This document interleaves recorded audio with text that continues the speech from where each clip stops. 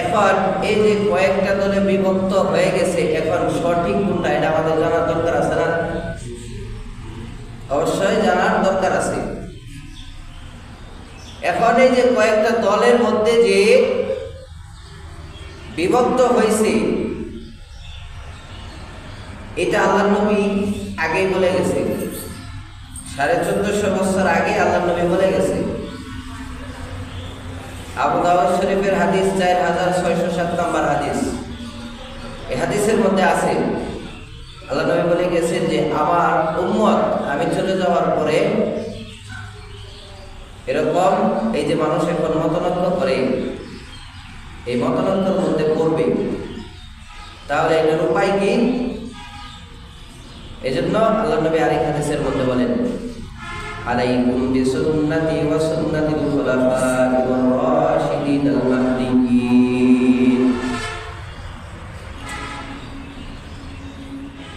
মতানৈক্য যে করে, মতানৈক্য কিভাবে সংশোধন করবে এটা পরে বলি। এখন সেজদা 20 রাকাত নামাজে 40টা সেজদা হয়। 40টা সেজদা হয় না 20 রাকাতে? এক রাকাত নামাজে যদি 2টা সেজদা হয়, 20 রাকাতে কয়টা সেজদা হয়? 40টা। এখন একজনে 20 রাকাত করে, সেজদা কয়টা হলো? 40। একজনে বলতেছে 8 রাকাত, 8 রাকাতে সেজদা হবে কয়টা? 16। একজনে বলে 12 রাকাত, 12 রাকাতে সেজদা হবে 24। একজনে বলে 16 রাকাতে সেজদা হবে 32। এখন আল্লাহ তাআলা কি বলে? এজন্য আল্লাহ আরেক আয়াতের মধ্যে বলেন, ওয়াসজুদ ওয়াকতারি, বান্দা যত সিজদা করবা তত আমার কাছে আসবা, সিজদা করো আমার কাছে আসো, সিজদা করো আমার কাছে আসো।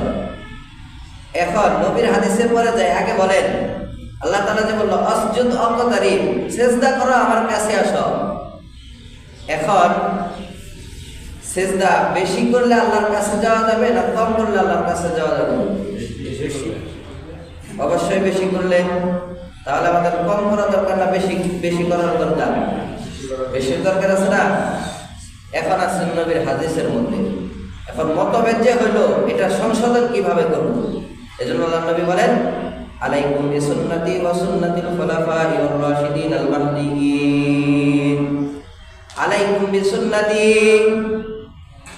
আল্লাহ নবী 1450 বছর আগে বলে গেল আলাইকুম বিসুন্নতি, হে আমার উম্মতেরা, আমি দুনিয়া থেকে চলে যাওয়ার পরে তোমরা মতানৈক্যের মধ্যে পড়বা, এক একজন এক একটা কথা বলবে। তাহলে এটা সংশোধন কিভাবে হবে? আলাইকুম বিসুন্নতি, 1 নাম্বার হলো নবীর সুন্নতকে দেখতে হবে। 2 নাম্বার হলো সুন্নাতিল খুলাফা'ir রাশিদিনিল মাহদিয়্যিন। 1 নাম্বার নবীর সুন্নতকে আঁকড়ে ধরতে হবে। 2 নাম্বার হলো নবীর হেদায়েত প্রাপ্ত খুলাফায়ে রাশিদা, অর্থাৎ হেদায়েত প্রাপ্ত যে সমস্ত সাহাবায়ে কেরাম আছেন, এই সাহাবায়ে কেরামের সুন্নতকে আঁকড়ে ধরতে হবে। এখন এই জায়গার মধ্যে কথা বলতেছি আমি।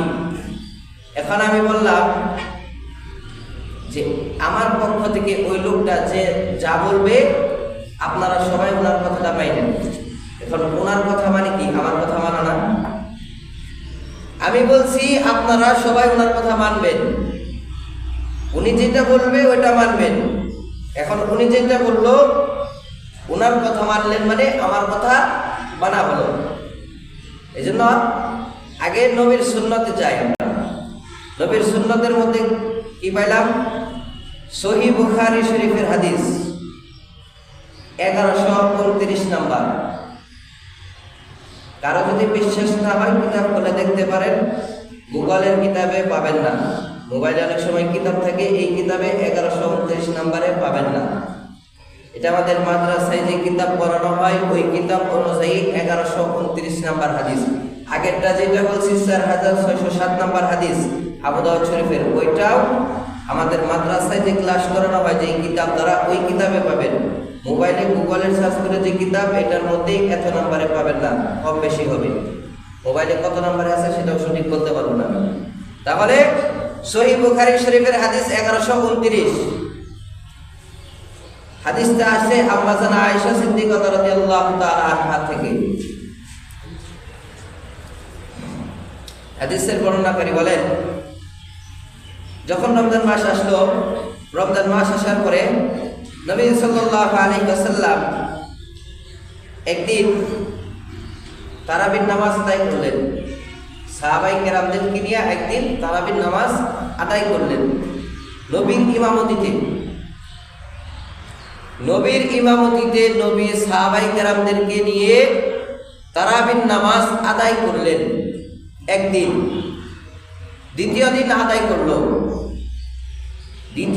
আদায় করলো যখন প্রথম দিনের চেয়ে লোক বেশি। হাদিসের বর্ণনায় লাস্টে আসছে তৃতীয় দিন আদায় করছে অথবা করে নাই। তৃতীয় দিন আল্লাহ নবী তার ইমামতিতে তারাবির নামাজ পড়াইছে অথবা পড়ায় নাই। তারপরে তৃতীয় দিন পড়ায় থাকলে চতুর্থ দিন সমস্ত সাহাবায়ে কেরাম মসজিদে এসে বসে রয়েছে, নবী আর আসে না। পরের দিন সকালবেলা নবীজিকে প্রশ্ন করা হলো, ইয়া রাসূলুল্লাহ, আমরা রাত্রে বসে রইলাম, আপনি কেন আসলেন না? আল্লাহ নবী জবাব দিলেন, সাহাবায়ে কেরাম, আমি তোমাদের ভিতরে এই তারাবির নামাজে যতটুকু মনোযোগ দেখেছি, আকর্ষণ দেখেছি, তোমরা যেই পরিমাণে আসতেছ আমার ভয় হয় এই পরিমাণে আসার কারণে আমি প্রত্যেক দিন নামাজ পড়ানোর কারণে আল্লাহ নাই নামাজ তোমাদের উপরে ফরজ করে দেয়। এই জন্য আমি চতুর্থ দিন আর মসজিদে নামাজ পড়ানোর জন্য আসি নাই। তাহলে এর দ্বারা নবীর সুন্নতে আমরা কি পাইলাম? নবীজি সাল্লাল্লাহু আলাইহি ওয়াসাল্লাম তারাবি পড়াইছে 2 দিন অথবা 3 দিন। চতুর্থ দিন আল্লাহ নবী আর তারাবি পড়ায় নাই, এটা পাইলাম নবীর সুন্নতে। এখন নবীর সুন্নতে কত রাকাত এটাও পাই নাই। কত রাকাত? ওই যে 12, 8, 20 বলছি, একটাও কিন্তু রাকাত পাই নাই। নবী সাল্লাল্লাহু আলাইহি ওয়াসাল্লামের সুন্নত থেকে শুধু তারাবি পাইলাম। এখন শুধু তারাবি নবী পড়তে উৎসাহ করলো, প্রথমে নিজে পড়াইলো, এরপরে নবী সাল্লাল্লাহু আলাইহি ওয়াসাল্লাম তারাবি পড়ার জন্য সাহাবায়ে কেরামদেরকে উৎসাহ করতেছেন যে তোমরা তারাবি পড়ো। এরপরে নবী সাল্লাল্লাহু আলাইহি ওয়াসাল্লাম আর এক হাদিসের মধ্যে বলেন, যেই ব্যক্তি ঈমানের সহিত সওয়াবের নিয়তে তারাবির নামাজ আদায় করবে, আল্লাহ তাআলা তার পেছনে গুনাহ মাফ করে দিবেন। সুবহানাল্লাহ। যেই ব্যক্তি ঈমানের সহিত তার সওয়াবের নিয়তে তারাবির নামাজ আদায় করবে, তার পেছনের সমস্ত গুনাহ আল্লাহ তাআলা মাফ করে দিবেন। তাহলে তারাবির নামাজ আমাদের পড়া দরকার আছে না? এখন নবীজির সুন্নত থেকে পাইলাম তারাবি, সুন্নত কিন্তু পাই কত রাকাত এটা পাই নাই, শুধু পাইছি তারাবি। এখন কত রাকাত এটা আসে না।